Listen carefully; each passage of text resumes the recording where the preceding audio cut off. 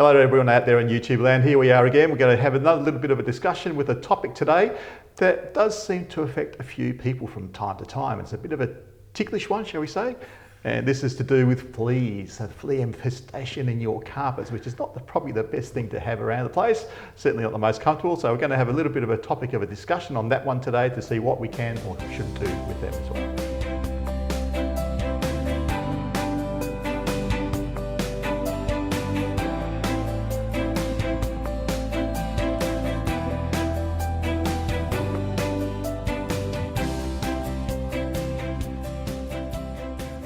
And here we are back again with Michael Worthington for one of our little infamous chats. I know, wow. When you came in today, you said, Michael, have you ever laid on your carpet and it starts to tickle you? Mm-hmm. And then it does a bit more than tickle you, then it starts to bite you. And I'm thinking, what are you talking about, Franco? I'm thinking, I hope not. Is this good or bad?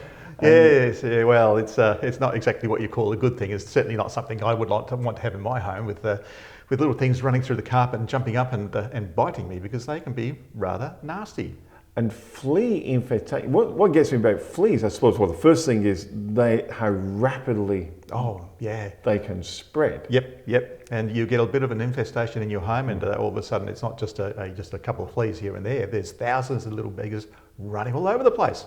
And I just before we get into the actual show, I have to remind you, have shared this story, but the time when you went carpet cleaning, and I think you came out with a few black dots on you. Yeah. No, that was actually a situation where the place had been shut for a little while. Yep. And the eggs of fleas can actually lay dormant for up to 12 months in certain conditions.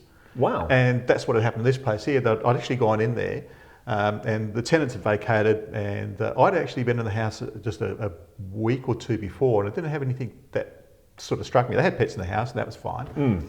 But when I went back in to inspect the house to see what I was going to be doing there, I opened up the door, and the first thing that happened is that I had these kamikaze roaches that just fell out of the door frame and dived on me. And I've never seen it before, but there was a wave of cockroaches running away from me. And wow. I thought, oh my God, and I sort of did a bit of a walk through the house, and I was just thinking, well, this is horrible. And I got back into my vehicle, and I thought, well, the cockroaches are going to have to be dealt with. Yes. So we need a bit of a pest control happening there. I went into a local shopping centre to pick some stuff up, and I was having a browse through the shelves there, and I'm thinking, I feel itchy. I just feel dirty, Oh no. And it was back in those days, I used to have blue pants and a white shirt. And anyway, I'm sitting there looking at this stuff, and I was actually looking at labels and comparing a couple of different products. And then I saw these black dots, and I thought, what are they? They're fleas. And that's exactly what happened in this place. Now, the fleas weren't that apparent while the tenants were in there, but because I'd walked into that place sometime later, all the eggs that were there suddenly hatched. And there were these little tiny fleas jumping all over me. They were all over me. And of course, when I got back to my van, I had to go back to the shop to buy my own flea bomb to bomb my van because it was covered in them. Oh no. Yeah, so they can get incredibly large numbers in a very, very short amount of time without you realising it. So I suppose the biggest question, that is a funny story. I like you sharing that one. It wasn't a funny story at the time. I can imagine Franco in the shops going, my clothing's moving. It was literally like that.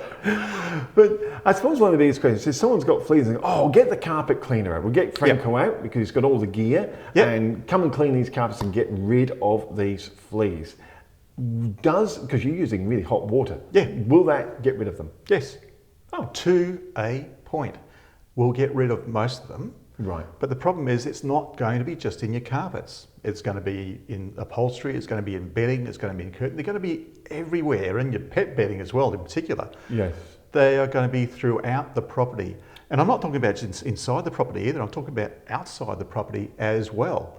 Oh. Okay, so quite a few years ago, we were talking about, 35 odd years ago, I used to have a red setter that was allergic to flea bites. And I used to have a half-acre block. And so, of course, we did the whole thing of getting rid of the fleas on the dog and in the house, but then I actually had to go and treat the whole yard with a product to get rid of the fleas, because we were finding that even though the dog was we're getting rid of the fleas in the dog, within a couple of days she'd have a reinfestation because of all the fleas in the yard. So it's a multifaceted approach you've got to take to get rid of those fleas. It's not just a quick clean of the carpets, that's just one consideration that is actually supposed to be done a little bit further down the line. So I hadn't actually really thought of, I mean, I do know they're getting the beddings, they're getting your clothing, but I hadn't actually thought of, oh my goodness, it's outside as well. Yeah, that's right. I mean, when it's a really serious infestation, cleaning alone is not going to do it. You're going to need some pest control as well to be able to get out there and really take care of the problem completely. So if you're looking at that and you're going in cleaning carpets, then so I suppose it's always a chicken egg. So who do we get in first? Do we get the pest control guy in first, then the carpet cleaner? Because then does the carpet cleaner remove all the pest control stuff? Exactly. That's what we're supposed to do. Cleaning, that sort of stuff, is always your last step. You need to get rid of all the issues that are there first. So when your dog, you'll put your treatment onto your animal, and you make sure that all the fleas are gone. But then within the week, you've got to treat it again, because you don't know that you've got all those eggs out. The eggs. And the eggs are going to be the issue. They're going to rehatch, and then you start the whole cycle over again. So we need to be able to treat them, get all that stuff happening, and have several treatments, several lots of cleaning. Get in there, vacuum the bejesus out of your carpets, vacuum. Clean them, put those applications on there if you have to. Get a pest controller in to put that application on there as well. Vacuum. Once you've got everything done, you've got all your bedding done, and you've done it a couple of times over, you've got your upholstery done, everything where they possibly could lurk. Because remember, these things are little tiny critters. I know. They can get into spaces. You remember, they're a nice flat-shaped body, so they can get between the hairs.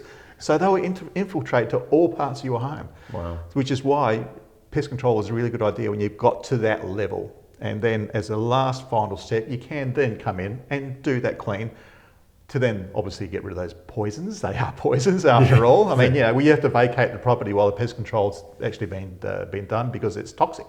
It's going to affect the fleas, but it's also going to affect your personal health. Exactly.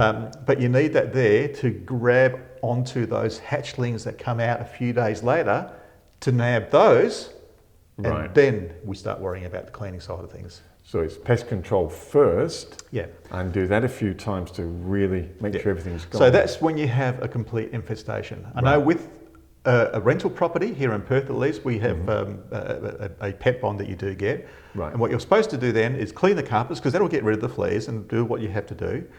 But then we can't go back and re-clean in a couple of days' time. That tenants pay for the cleaning to be done. Yes. In that situation, then the pest controller comes in, does a treatment, so that if anything else hatches, it'll nab it in between that time that we've finished and the next tenant moves in. Okay, so that's when you hear people saying, oh, no, I did my carpet cleans, then I got the pest control. It's probably because they're a rental. That's right. And they're just trying to cover that gap between one tenant leaving. So with the pest control stuff, it leaves the residual in the carpet. Right. And or the general environment within the property. So that if anything does happen, that it does hatch, it'll take care of it. But as I said, at the end of the day, it's a toxic chemical. If it's your own private home, do you want to have that there permanently? Yeah. My answer to that is no. Once the problem has been taken care of, it's been taken care of. If you've done all the steps in between that you really need to do, then we can get rid of those toxins and create a nice, fresh, healthy environment for you again. And then, of course, you've got to have that upkeep on your dog or your cat, whatever it is. Because remember, if you do take them outside, I mean, if you take them for a walk and you go through a bit of sand somewhere, there's every chance in the world that those rotten little buggers are going to jump back onto your dog and complete their infestation process again. And there you are, back to square one again. So it's an ongoing thing. So, Franco, because you do work with property managers on this. So a new tenant moving in, so mum and dad, and I've got a couple of, especially little toddlers, are going to crawl around. Is your recommendation, even when you're taking over new tenants, even when they said, well, it's been cleaned, it's been this, would you recommend the new people moving in double check to make sure what cleaning has been done? Was it pest control? Was it this? And maybe get, if it was a family with toddlers, get a carpet clean look, if done? you had toddlers, I probably would anyway. Would anyway? Yeah.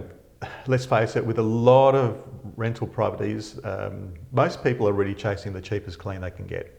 That's what I was going to ask. And so the carpets, quite often, they're not that clean. For me, my own personal comfort, I mean, okay, so maybe a bit of a clean freak, I guess, which kind of helps when I'm a carpet cleaner.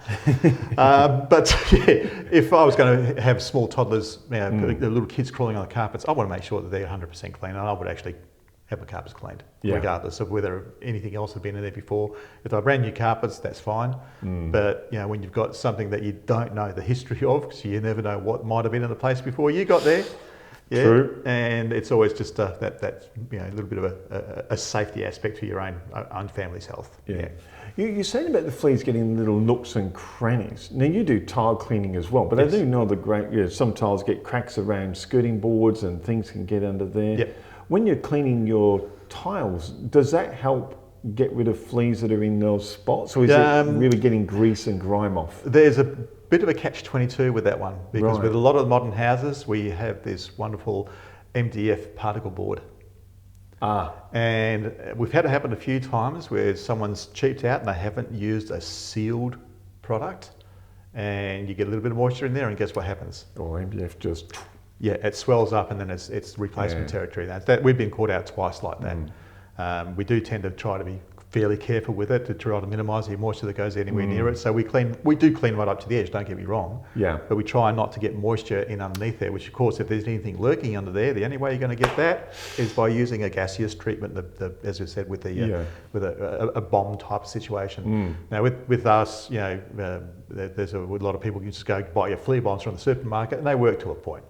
If you really want to get it done properly, you get a pest controller with a proper gaseous treatment that will penetrate absolutely everywhere and do what it's supposed to do. So I suppose with flea treatments as well. Now you can clean mattresses and you can clean. We've done an episode where you clean upholstery as well. So a house that has suffered this, you would then be going through doing not just carpets and tiles, but you would be going, okay, let's have a look at the furniture, let's look at the mattresses. That's right. And doing all, so the whole thing gets done. Absolutely. Yeah, if you miss out any little part of that equation, then bang, a few days later, you've got the issue back again.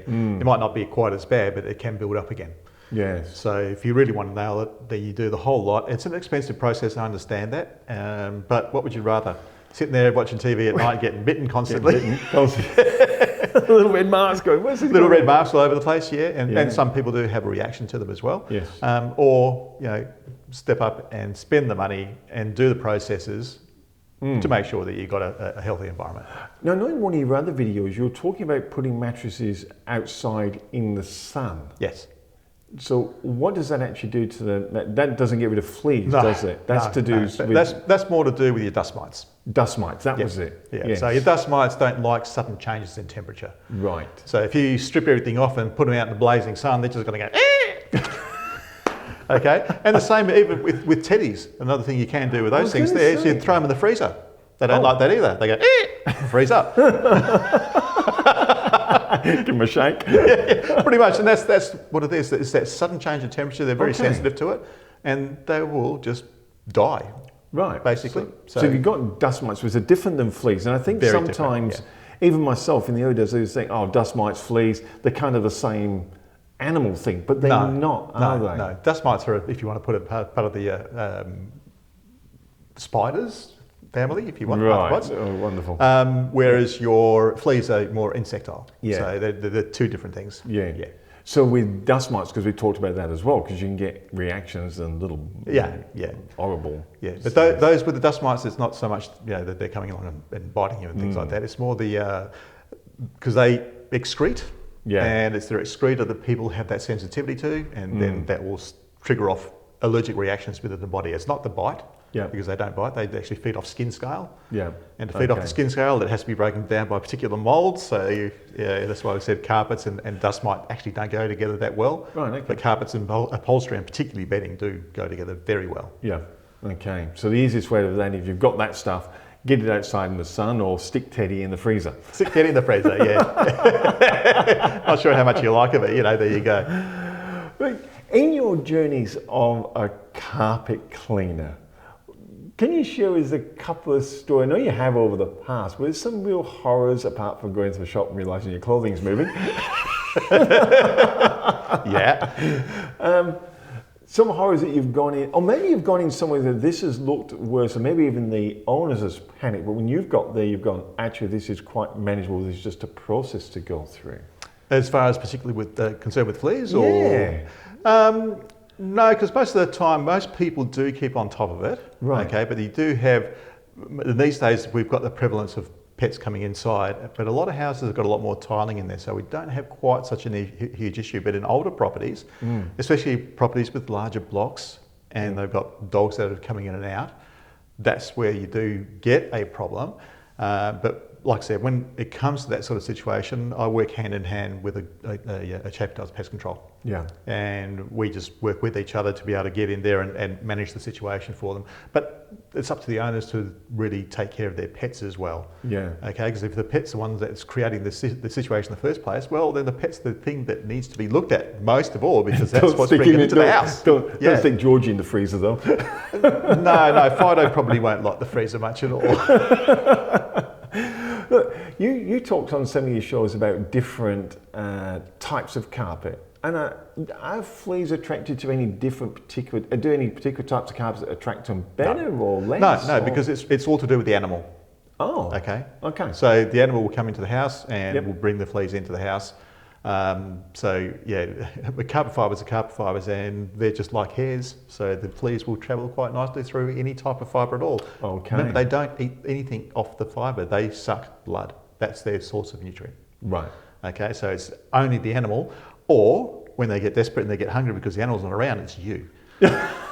Well, that's exactly what it is. That's what they feed on. That's what they rely on to be able to survive. So the fleas, like any type of carpet, is there any types of carpet that are easier or more difficult to treat for fleas with the different fibres? Well, when it comes to that, your more expensive carpet is going to be the ones more difficult to do.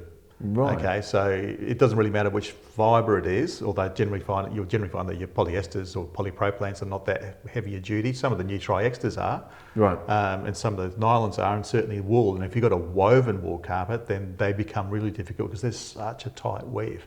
So they become more difficult. If it's a nice loose open weave, they're easy as. Easy. A lot of vacuuming, and that'll bring up a lot of the proper vacuuming with an upright vacuum cleaner, not just a little suction type thing. Okay, that will bring a lot of them out, or just shake them out of the carpet. Yeah. Okay, won't necessarily get all the eggs, but it'll the actual physical fleas, and then you come along with your if we do the cleaning side of it. I don't know if you understand how insects breathe at all, but they have little holes in their bodies. Okay, with the air pass through. They don't have lungs. Right. Okay, they're basically too small to have a set of operating lungs, so they've just got these the orioles, I think they're called. But the air will pass through them, and that's how they get their oxygen. Okay. Now we use detergents which have wetting agents, surface active agents or surfactants. Yeah. And these reduce surface tension so that water can penetrate further. And so what it does is actually penetrates those little holes and it drowns the buggers. And then we suck them out.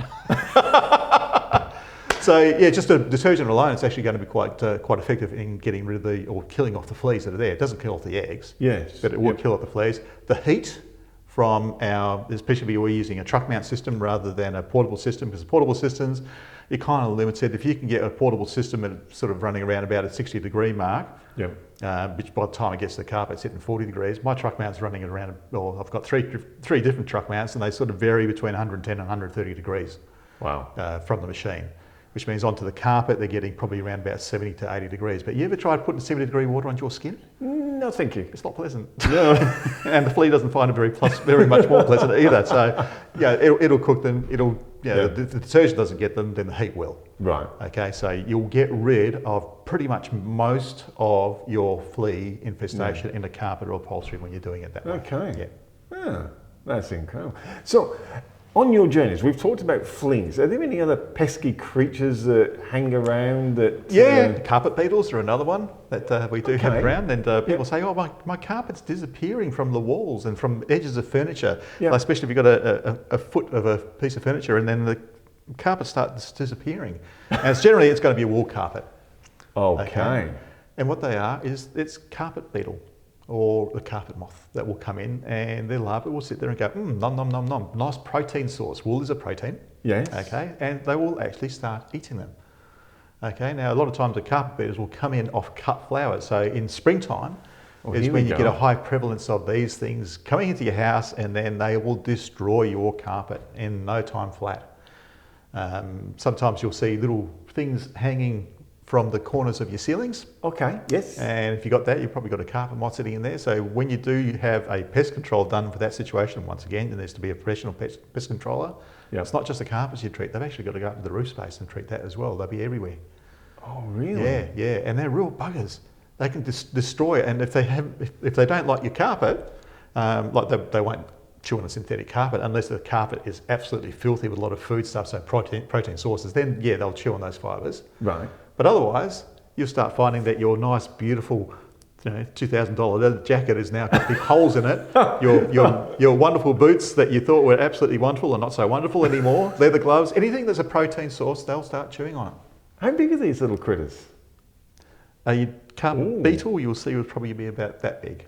And Really? that's it, yeah. And there's a couple of different types. There's one that are almost black, another one sort of a mid-brown, sometimes got speckles on them. Look them up on Google, look up carpet beetle, and you see there's a whole lot of different types. It depends on what sort of area of the planet, what part of the world you live in as to what type of carpet beetle you have, but everybody's got them around the place. Okay. Now, can carpet cleaning get rid of those little suckers, or is this another pest control? No, that's another pest control problem because they're living in the back of the carpet and they shy away from light, so you won't see them during the day. You'll just see your carpet disappearing.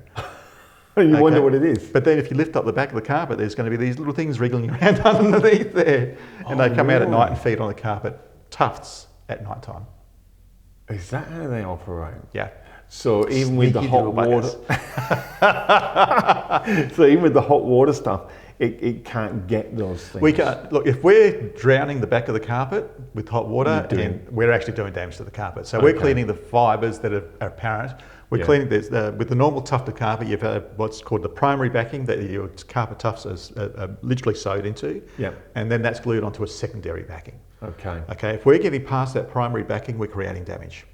Okay. All right, so when you hear people that say that their carpets are taking days to dry out and all the rest of it, that's what's happened.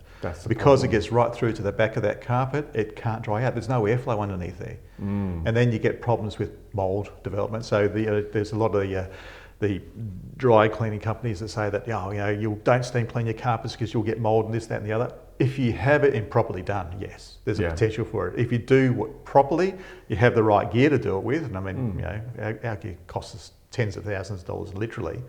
With the special tools, it's not just a standard floor one even that we use.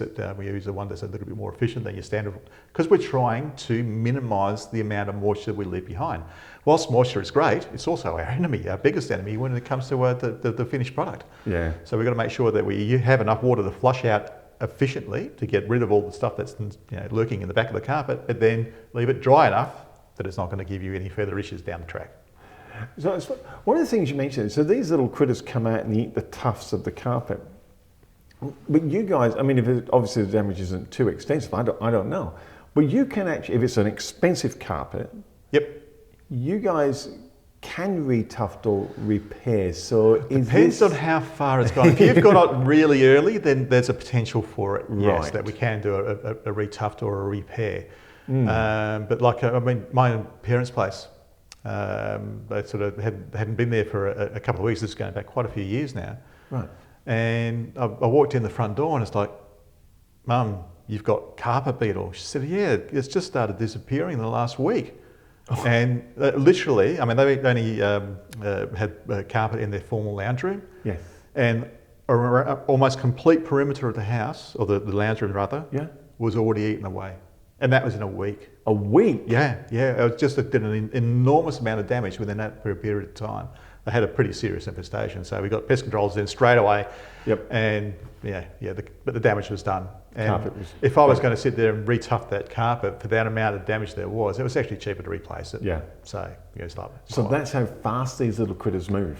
If you've got a lot of them in there, if you only got a couple, then it won't be. But she must have just had a big bunch. She's a keen gardener, and loves the flowers, and brings in the cut flowers all the time. And that's probably where it had come from. Right. Okay. And she must have had a big bunch of. Well, she always had big bunches of flowers. She must have had a lot of them in there at this particular time, and they went to town. And they enjoyed themselves. Oh, they did. We didn't. I might have enjoyed the flowers for a few days, but that was all. Oh my goodness! So they move that quickly. Oh look, bugs can be incredibly damaging in a very short period of time. Have you ever seen what a termite can do to a piece of jarrah wood? And for those who don't know, jarrah is an extremely hard wood. I had a friend that had it, an older house, which is Jarrah door frames, Jarrah floorboards, and it ate out a door frame within a week. Yeah. And you could hear the little buggers munching. It was incredible. Yeah. Yeah. And they're very clever because they leave the skin of the wood on, so you can't actually see anything until you tap it. That's right. And your knuckle goes straight into this paper. And also you find it's actually paper, it's not wood anymore. Because they get right on the edge, though. Yeah, they're quite amazing. So yeah, insects in carpeting and in your house, they can be really, really nasty things. It was interesting, I was talking to a pest control one time, I'm saying, well, your roof beams over here in Australia, they're all treated, all penetrated so the little buggers can't get in. And he said, that's okay until they cut the end off to get the angles. And all of a sudden that's nice and exposed, and that's exactly where they will go in from the end. So there's always, they're quite clever, they always find a gap somewhere. A nail's made a hole, or a screw's made a hole, or someone's cut something. Or you've just inadvertently laid something against the house because they love soft wood. You put that against the house and all of a sudden, oh, there's a nice house, nice soft wood. Or you've got garden beds against the house with a lot of moisture. They love moisture, so they'll be attracted to the moisture. So your king gardening once again could be the death of you. And if you've got the wrong stuff in the wrong place, well then you're just attracting them to you. Goodness me.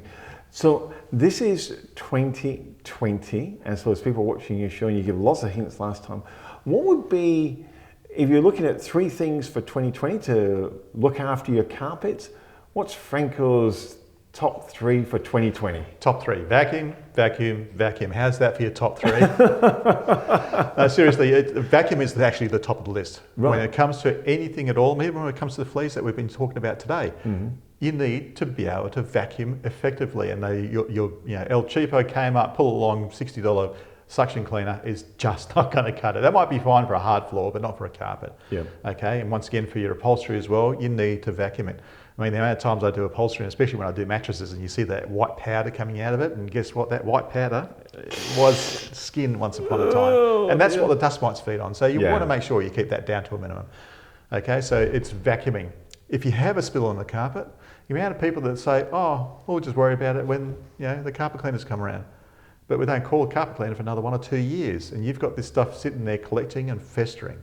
Okay, and in some cases it's going to attract other little critters to it. Okay, like sugary spills. If you do have an ant infestation, I had ants around my place the last couple of years like you would not believe. I spent so much time trying to get rid of the little buggers. I actually had my driveway collapsing because of them. Yeah, we had them in the kitchen. I couldn't even find where the little buggers were coming from. I know, they're just you clean just everything amazing. And then the slices drop and they're back. Yep, that's right. So if you're leaning on the carpet, well, guess what?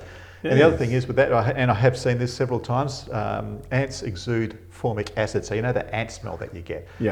It's a formic acid. And nylon carpet dissolves in formic acid. So if you've got this stuff sitting in your carpet and these ants find it and they start coming in like you were talking about in your kitchen, they do it through your nylon carpet, you'll have permanent trails because the fiber's actually been dissolved. It's actually been dissolved. So you've got to make sure that you are very careful, that you're vigilant with making sure that you do your spot cleanings effectively. And if you do want to know how to do spot cleaning, there's my website. It's facc.com.au. There is an actual spot cleaning guide on there using just basic household chemistry and a couple of different techniques to be able to get you through that. So those 2 things really are the 2 most important things that there are when it comes to maintaining your carpet effectively and keeping it healthy. And the 3rd thing is clean it on a regular basis. I was going to say, look, people say, but it costs money. It costs you more money to not clean it than it does to clean it. So it's a worthwhile investment depending on how it gets used every 12 to 18 months, generally speaking. And as you said, with cleaning, it does make, one, it keeps the house nice, bright and fresh and looking great, and it makes your carpets last longer. Absolutely. You get a lot more life, and they're expensive. Yes, they are. People advertise this cheap carpet when you know it's cheap, but even that's not cheap. And then you look at, I'll get a half decent carpet, and you kind of go, I don't really want to recarpet my house. Look, I've got 5 rooms to do at my house, and it's going to cost me about $8,000 for a decent carpet. And how long have you had your original carpet for, Franco? Only 28 years. So you got your money's worth.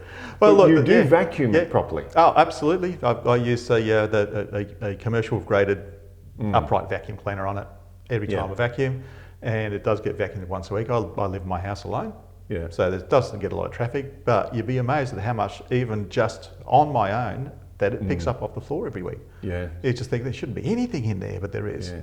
Now, your spot cleaning guide, you did just touch on it, Dean, because I think this is something that is really helpful because, look, we're in Australia and a lot of Google stuff, we've talked about this, is American. Yes. And even the stuff then is perhaps not the best thing to be using. But your spot cleaning guide, it actually covers quite a few stains, doesn't it? Yeah, there's all of your common ones are going to be in there and then some. Yeah. Okay, so I try to make it as comprehensive as I could within a short space and make it as legible as I could and make it as understandable So the as red I could. wine's on there. Yeah, there's a red wine on there. There's all sorts of things in there. Yeah. Okay, so if you've dropped your pasta sauce on there, you've dropped a cup of coffee, and I'm not guaranteeing you that they're all going to get them out completely 100%. But the sooner you get onto them, the better. Well, they're still fresh. They're easy to get out. Once you let them set, then and it's going to make an easier job for the carpet cleaner. Absolutely, when they come. Yeah.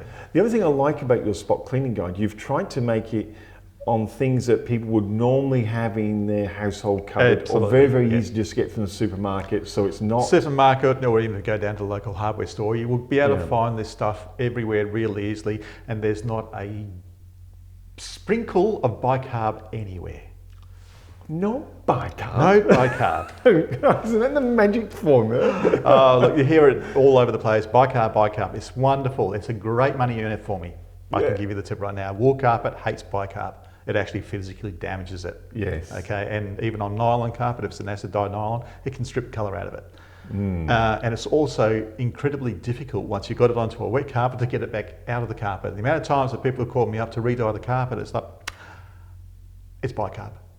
All it is bicarb. We just needed to get it out of the carpet, and that apparent, faded patch, because it was just the white powder sitting there to make it look lighter, all of a sudden disappears. You had that with, and we won't name the product, but it was one of those carpet, you sprinkle it on, give it a brush and vacuum it. But you're saying, because it's crystals, it makes the carpet look different, and you call that one actually wasn't a powder one. That was a liquid one. Oh, a liquid one. one. It's actually, in this case, it was a spray on foam. Right. Oh, it was the foam one. Yeah. But it did the same thing. It left a residue behind. It left a residue behind, which was really crystalline, really shiny. Yes. So of course, for all intents and purposes, that carpet looked like it had lost colour.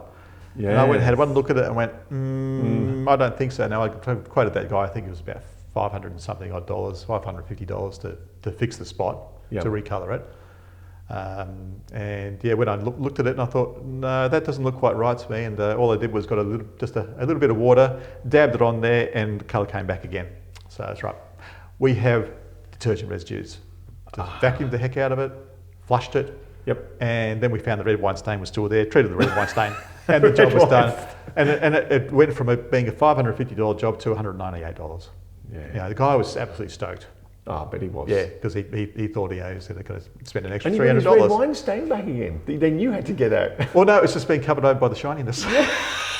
You could still see it, but it was quite faded. It appeared to be quite faded until you cleaned it. Until you got all cleaned it, the rest of it. And there's red wine stain, so that's relatively easy to get rid of for us with the right gear. Yeah. It was just a matter of treating that, and I had the whole job done and dusted, dusted quite literally, in under an hour, I think, with that one there. But our minimum charge is $198, so that's what he he bought that cost. Fantastic. Geez, we've come to a fair bit today. Yep. It's a great start for 2020. It is. It's a great start out there today. The weather today is absolutely magnificent. So the biggest things is vacuum, vacuum, vacuum. Yep, my first 3 pieces of advice. Get that spot cleaning chart from your website. Yep, and get onto those spots ASAP. The sooner you can get them. And just because you think your carpet's got a protector on it, protector delays the problem, the stuff getting through to your fibre. It doesn't stop it. Yeah. So it just gives you more time to work. Yeah. And then book in for a regular, even if it's just an annual professional carpet cleaner with someone like yourself that will just keep those carpets lasting like Not someone like myself, like us. Like you. Fresh air carpet cleaning. This is where you need to come to. Even if you're in America. He will fly over with his machine. There is actually a fresh air carpet cleaner in America, I've seen, so there. Free plug for you, mate. You two should coordinate. Absolutely sensational. A quick reminder on the right phone or the best phone number, and again your website as well. So the website's the facc.com.au. For email, you can contact Spot via that means as well, info@facc.com.au. You can call us on the landline number 9493 3880. Hit us up on the Facebook page, which is going to be Fresh Air Carpet Cleaning. That's Fresh Air with the E. Don't forget the E, because otherwise you won't find us. Or just on the website, as I said, there's a contact form on there as well. Any of those will get you there. One thing I've just thought of, little bonus extra, 2020, you may find someone wanting to go into business for themselves and maybe going, hey, this carpet cleaning sounds like something that really interesting. It's different all the day. I get to be my own boss. What's the best path? Can they talk to someone like yourself, and what is the path to help them? What would it entail? First of all, I'll be calling the Carpet Cleaning Association of WA. That's ccwa.com.au. You can find us through that. But just Google the Carpet Cleaning Association of WA and you'll be able to find us quite easily. I'm their training officer as well. So you can join up with the association. Once you join up with the association, that'll open you up to discounts for all sorts of bits and pieces.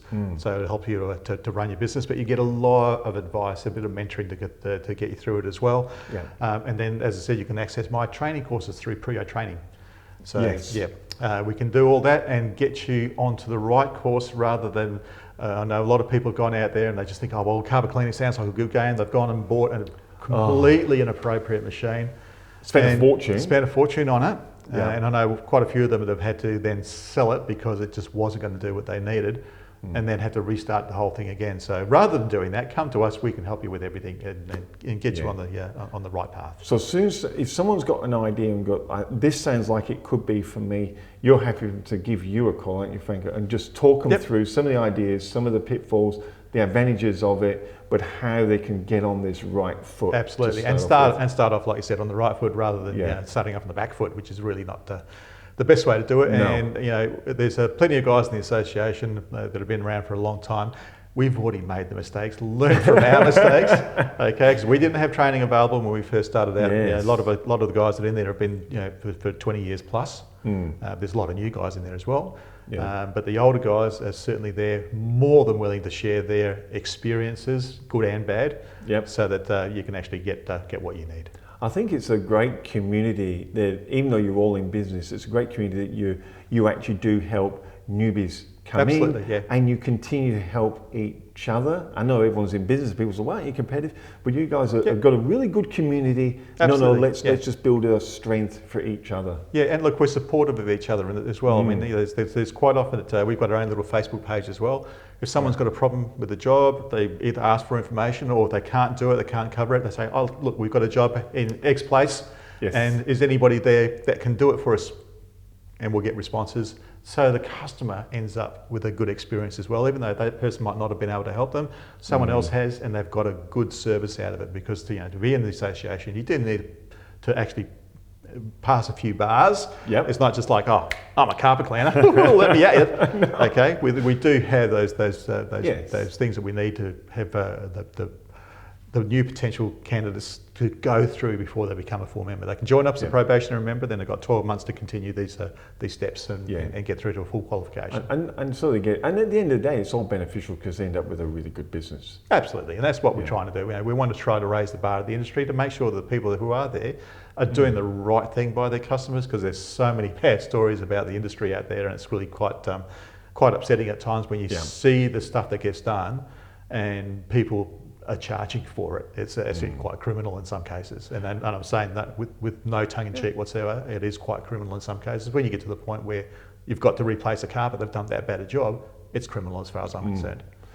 So I just thought the end is because it's the start of 2020. So I thought, if you are out there and you're looking, thinking, I want to go into business myself, and you're quite physical, and you like people, and you like traveling around and running your own show, and carpet cleaning goes, could really appeal. There's lots of aspects to carpet cleaning, not just the carpet cleaning. I mean, that's just... It's like anything, when you want to really delve into it, the technicalities of it, oh my God, there's so much that opens up suddenly, and there's this whole Pandora's box that opens up if you do the wrong thing by the wrong people. Yeah, people specialise in the carpet clean. They specialise in flood damage. That's one of your videos on that. That's a specialised thing. Recolouring, repairing and retufting. There's just so many aspects. Definitely worth talking to Franco. So if you're looking at business for yourself and you think, would this be right for me? What's involved?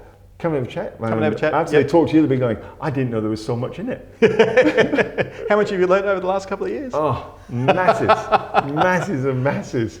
Yeah, I tiptoe through my house sometimes. You just got to learn to levitate. You know, buy one of these hoverboards that are supposed to be around by this time. Oh dear. I know. It's been a great show, Franco. Look, those numbers and website again, since I went off on that little bit of a tangent. facc.com.au, telephone 9493 3880 or info@facc.com.au. That's the best and easiest way to get us at these days.